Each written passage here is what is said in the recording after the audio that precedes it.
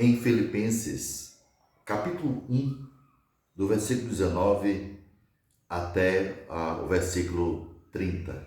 Diz assim a palavra do Senhor. Porque estou certo de que isto mesmo, pela vossa súplica e pela provisão do Espírito de Jesus Cristo, me redundará em libertação, segundo a minha ardente expectativa e esperança de que em nada serei envergonhado. Antes, com toda a ousadia, como sempre, também agora será Cristo engrandecido no meu corpo, quer pela vida, quer pela morte. Portanto, para mim, o viver é Cristo e o morrer é lucro. Entretanto, se o viver na carne traz fruto para o meu trabalho, já não sei o que hei de escolher. Ora, de um e outro lado, estou constrangido, tendo o desejo de partir e estar com Cristo, o que é incomparavelmente melhor. Mas por vossa causa é mais necessário permanecer na carne. E convencido disto, estou certo de que ficarei e permanecerei com todos vós, para o vosso progresso e gozo da fé, a fim de que aumente quanto a mim o motivo de vos gloriardes em Cristo Jesus, pela minha presença de novo convosco.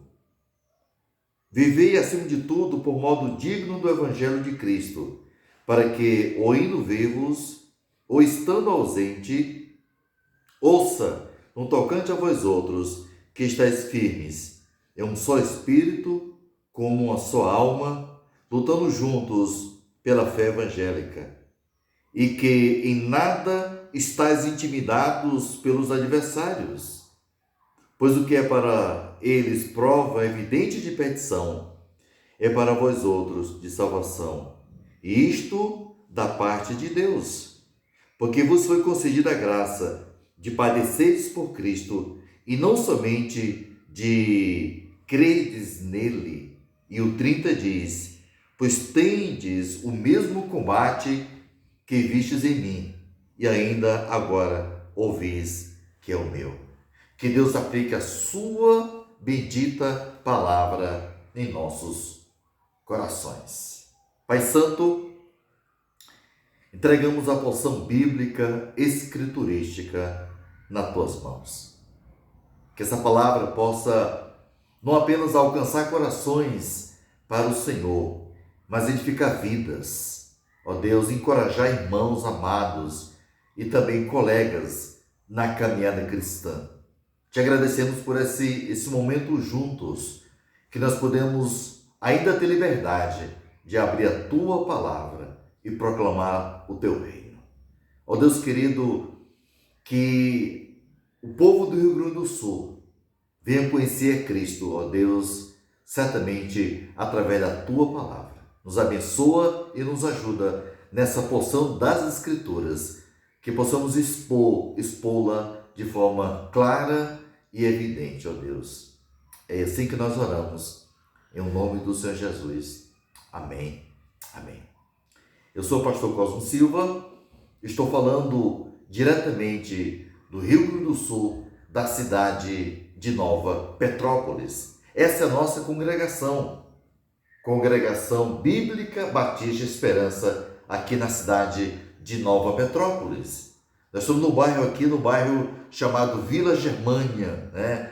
Um bairro alemão ou um bairro onde tem famílias alemãs, onde nós pregamos o Evangelho, onde nós anunciamos a palavra. Hoje é o dia onde eu estou aqui evangelizando o bairro aqui e também gravando vídeos para compartilhar com vocês a mensagem do Evangelho. Diferente do apóstolo Paulo. Paulo estava preso no calabouço romano e ele escreve para uma igreja, para famílias que estavam livres, que tinham toda a liberdade na proclamação do Evangelho. Diferente de nós, estamos livres. Paulo estava preso. E aqui nós estamos diante da alegria de poder compartilhar com vocês essas verdades bíblicas desse texto tão precioso mas é um texto extremamente familiar para todos nós. Conhecemos essa palavra, conhecemos esse texto muito bem.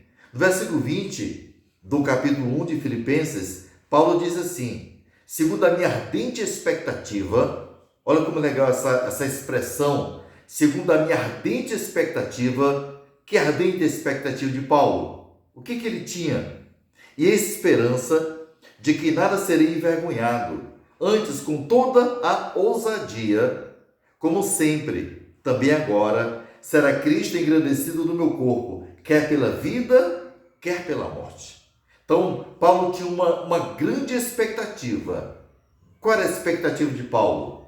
Esse texto vai dizer para nós quais eram as expectativas do nosso irmão Paulo, do velho Paulo, que certamente um dia vamos encontrá-lo na eternidade. Tanto para Paulo, para esse missionário por excelência, né? Paulo, o grande servo, né? Quanto para nós. O futuro era desconhecido, e era desconhecido. Paulo não tinha ideia do seu martírio, mas ele tinha o quê? Uma ardente expectativa, diz o texto, e o que mais? E esperança. Havia no coração desse homem uma expectativa e também uma esperança. Eu acho interessante que essa expressão aqui na língua original no grego, ardente expectativa, significa alguém que observa algo distante, com a cabeça estendida naquela direção. É como se Paulo tira os olhos das coisas que estão ao seu redor e olha além dos montes, além das montanhas. A expectativa de Paulo era muito mais do que aquela que estava ao seu lado, perto dele. Assim deve ser a nossa ardente expectativa. Por que Paulo cantava enquanto estava preso? Por que Paulo orava? Por que Pedro orava ali em Jerusalém, que estava cotado, né? Seria o próximo a ser morto? Foi Tiago, seria ele depois. Mas diz a Bíblia que ele orava. A igreja orava e também Pedro orava. Dormia tranquilamente. Essa tranquilidade, ela vinha de onde?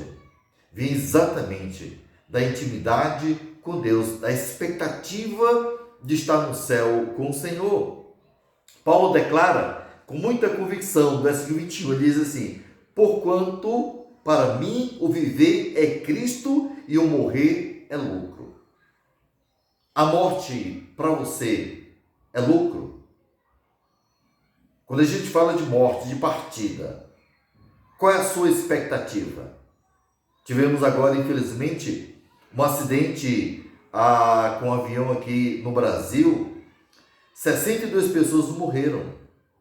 Nenhuma pessoa sobreviveu. Qual era a expectativa dessa população que estava nesse avião? Para Paulo, viver era Cristo e o morrer para Paulo era lucro. Essa deve ser a minha mentalidade. Essa deve ser também a sua mentalidade, de que ausente do corpo, presente com o Senhor. Devemos viver cada passada nossa, cada amanhecer, cada anoitecer, com essa perspectiva, com essa mentalidade que a gente vai se encontrar com o nosso Deus. Isso nos conforta, isso traz para nós um bálsamo, um refrigério muito grande.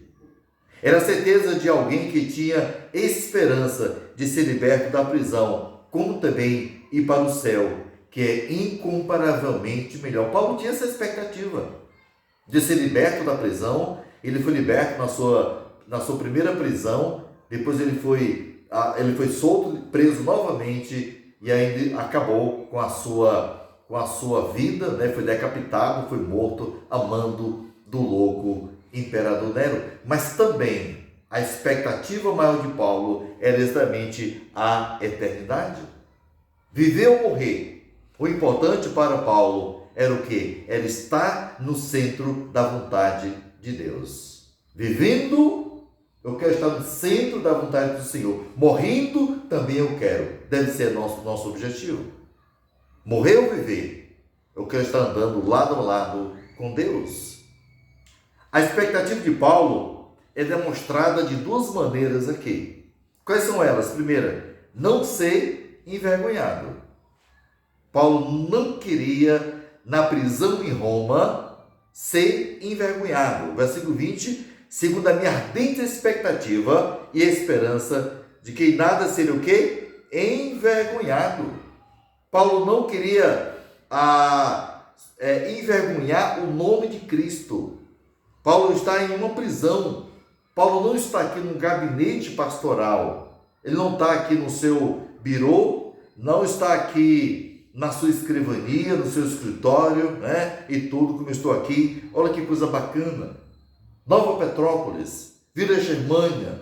Olha que liberdade diante do meu púlpito, diante do meu computador. Que liberdade de poder pregar, evangelizar, dividir o evangelho com as pessoas dessa cidade. Paulo não estava assim. Ele estava no calabouço. Ele estava algemado. É bom lembrar disso, queridos. O apóstolo queria ser um servo fiel a Cristo diante dos seus inimigos, sem cair na vergonha de trair o seu Senhor. Ele não queria envergonhar, não era o seu nome, mas era o nome daquele que ele havia abraçado a fé, que é Cristo Jesus. Ele queria mostrar para aquelas pessoas que o Deus que ele havia crido era o Deus poderoso. Paulo diz, eu sei em quem tenho crido. Quem aqui não é uma igreja, quem aqui não é um pastor qualquer, quem aqui não é uma congregação, é o Filho de Deus. E a pessoa mais importante do planeta, essa pessoa é Cristo.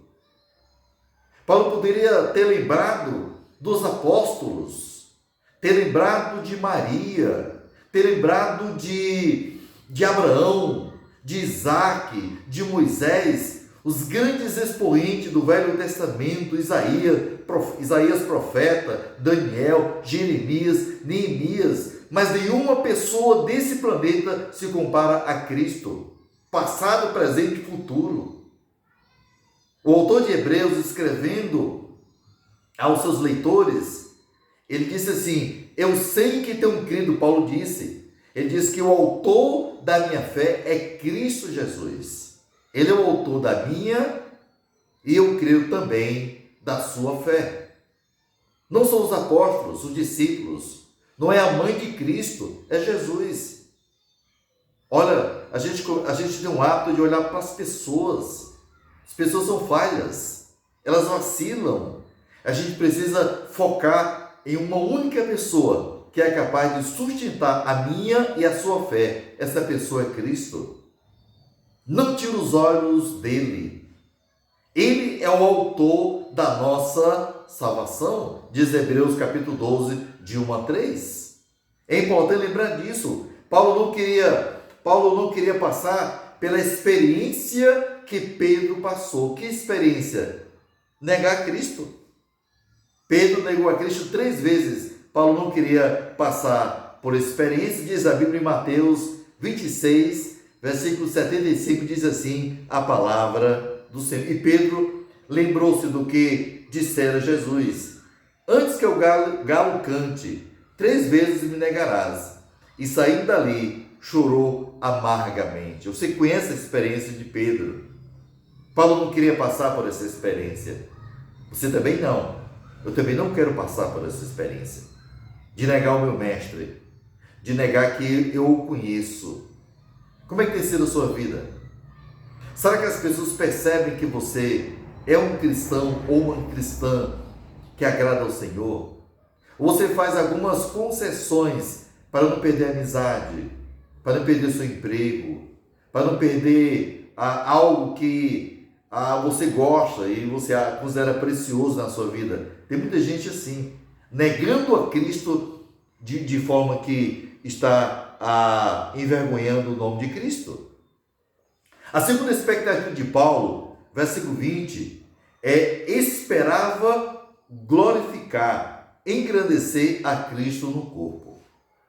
Paulo, vivendo ou morrendo, o alvo dele era honrar, exaltar, colocar num pedestal a pessoa mais nobre que já pisou nesse planeta, e essa pessoa é o Senhor Jesus. Diz o versículo 20, antes com toda a ousadia, como sempre. Também agora, será Cristo engrandecido no meu corpo, quer pela vida, quer pela morte. Vivendo ou morrendo, a pessoa mais importante para Paulo era o Senhor Jesus. Paulo entendia a importância de ser um exemplo, mesmo estando preso. Ele queria exaltar a grandeza de Deus através da sua própria vida. A nossa vida foi resgatada com esse objetivo. Deus nos chamou das trevas para a luz, para que você seja instrumento de glória para Ele. O mundo precisa conhecer. Tivemos agora as Olimpíadas da França, 2024. Quantos crentes exaltaram a Cristo? Honraram o nome de Cristo com as suas vidas, com as suas declarações, mesmo sofrendo perdas ou perdas de alguma coisa.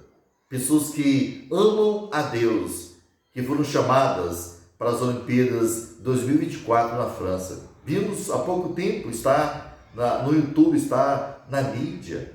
Pessoas que amam a Deus, que declararam através de Libra e outras coisas, diante de multidões, diante de muita gente. As metas mais cobiçadas por Paulo não era ser um homem famoso ou rico. Paulo não tinha esse objetivo. Ser a pessoa famosa, uma pessoa rica, Mas o quê? Mas glorificar a Cristo. Nós hoje queremos ser reconhecidos.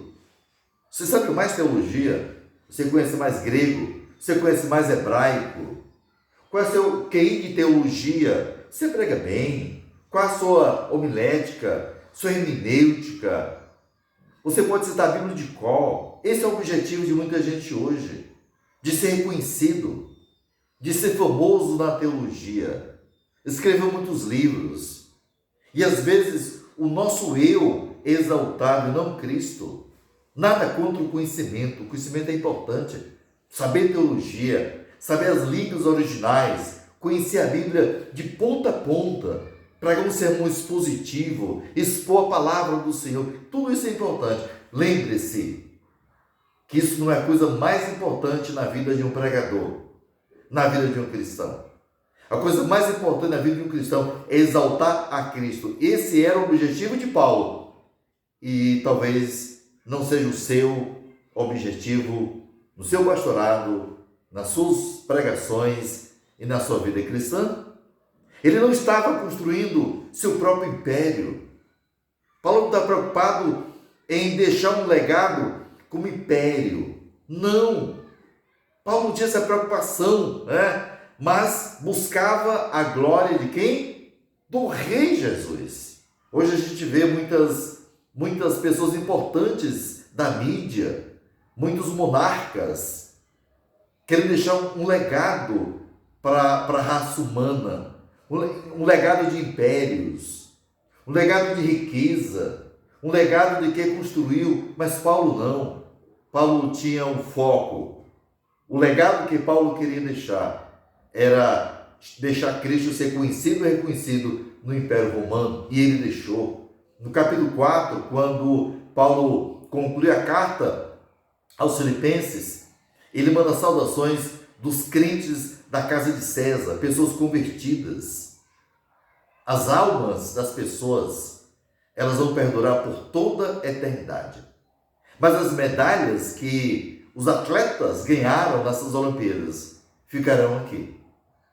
Somente aqueles que declararam seu amor a Cristo, que fizeram parte das Olimpíadas, essas pessoas vão estar com Deus por toda a eternidade. O que você tem, o que você conquista, tudo isso não tem validade no reino de Deus.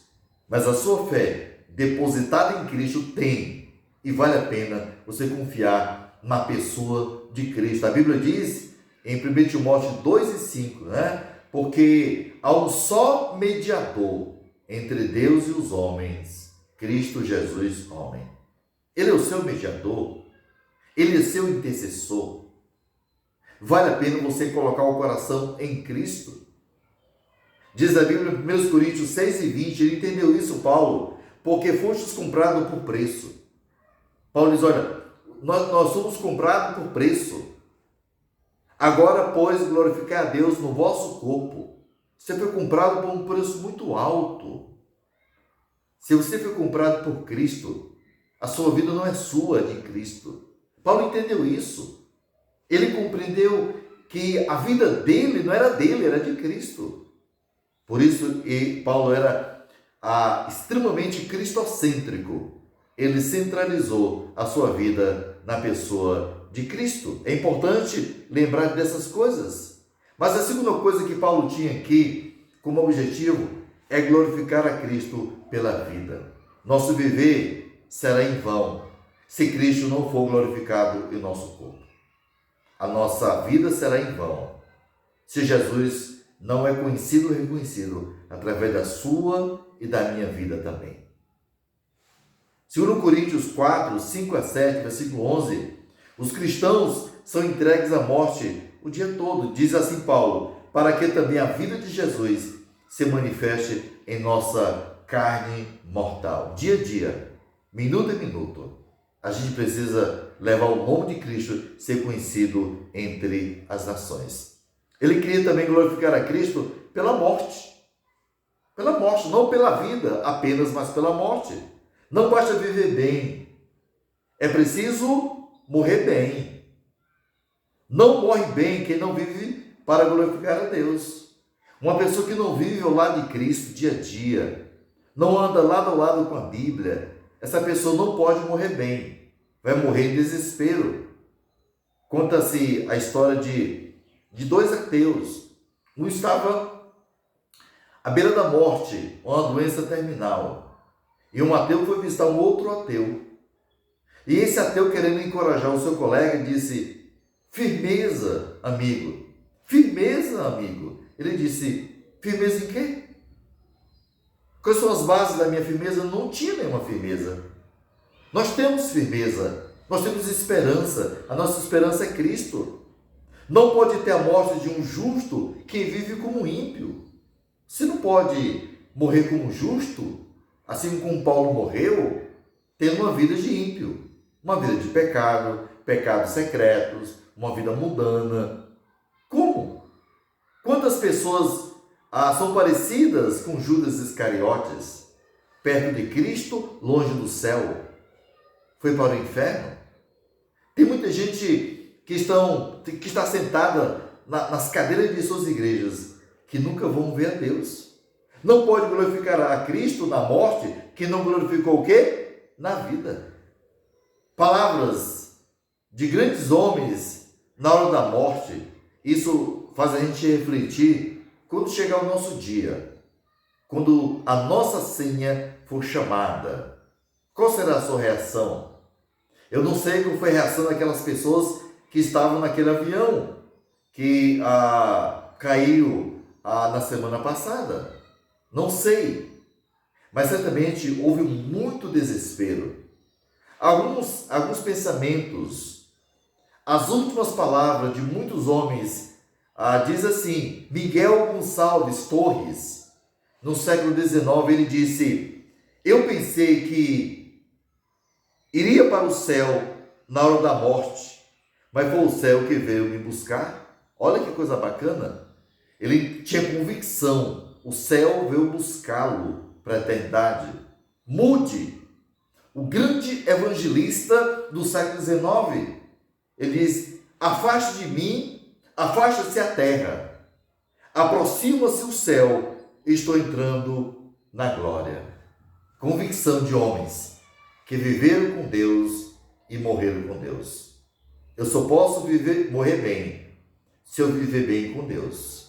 Martin Lloyd-Jones, considerado o pastor mais influente do século XX, na hora da sua morte ele disse, não orem mais por minha cura, não me detenha da glória.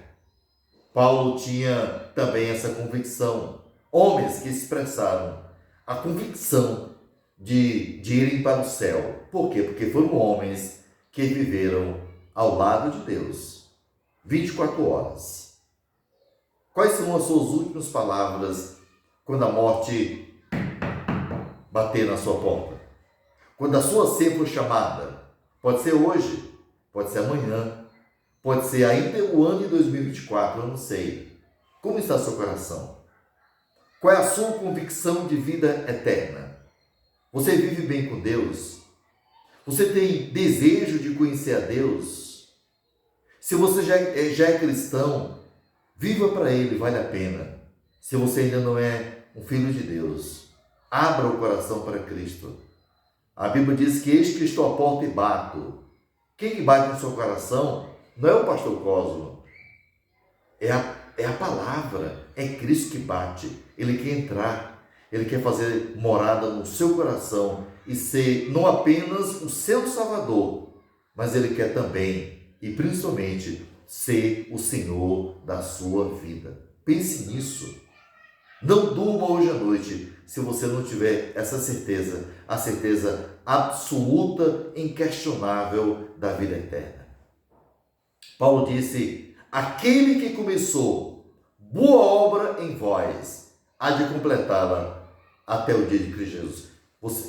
Você que já abriu o coração para Cristo, tem convicção que Ele também é o dono da sua vida, é o Kyrios, aquele que comanda cada compartimento, cada área, cada cômodo, cada peça da sua vida financeira, espiritual, matrimonial, profissional, momento de recreação. Paulo disse em 1 Coríntios 10:31, ele diz assim: quer comas, quer bebas, ou façais outra coisa qualquer, fazem tudo para a glória de Deus.